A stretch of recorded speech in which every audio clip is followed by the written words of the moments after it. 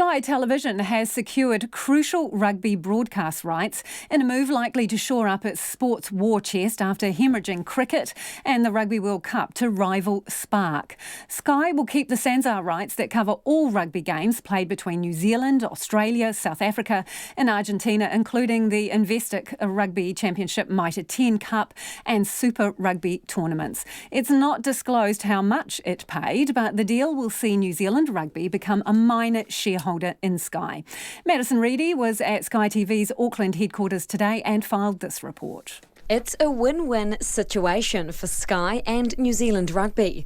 Sky TV secured the crucial rugby rights it needs, and NZ Rugby plans to capitalise off the broadcaster's growth.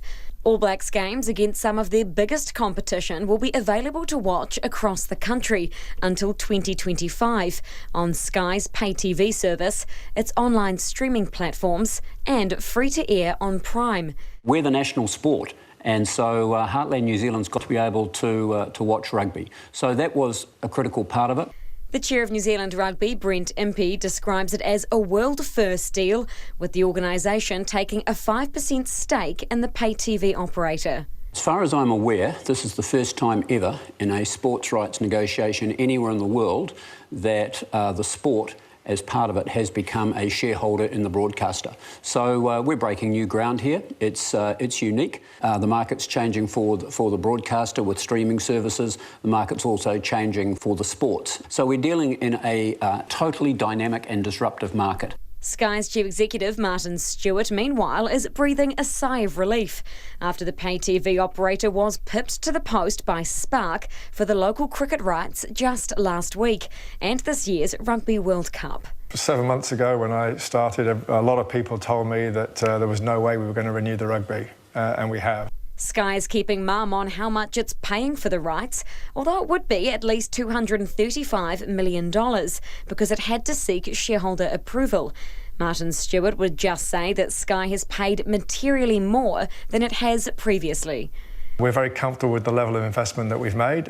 We believe very passionately in the future of our company, and we look forward to actually growing our business with the new rights that we've secured. Sky TV will release a revised financial forecast later this year, and its shareholders will be asked to approve the deal at the company's annual meeting on Thursday. The deal is already getting the tick of approval from the public, especially those who are unimpressed with Spark's streaming of the Rugby World Cup. I am going to stick with Sky, simply because I did sign up to the Spark as well, and they've really let me down. I am a Sky customer, and I have been thinking about whether I'd continue, and it probably might be enough to make me stay. Personally, I think it was disgusting that Spark Sports was given the rights to the rugby, and the way they've gone about streaming it has just been disgraceful. And the fact that they bought the cricket rights really upset me last week, so that wasn't a good week either. I've got Sky, I've always had Sky, and I'll just go with the flow. At least I know what I'm getting. New Zealand Rugby spoke to Spark about the rights in June, but the telecommunications company never actually got a look in the official bidding process.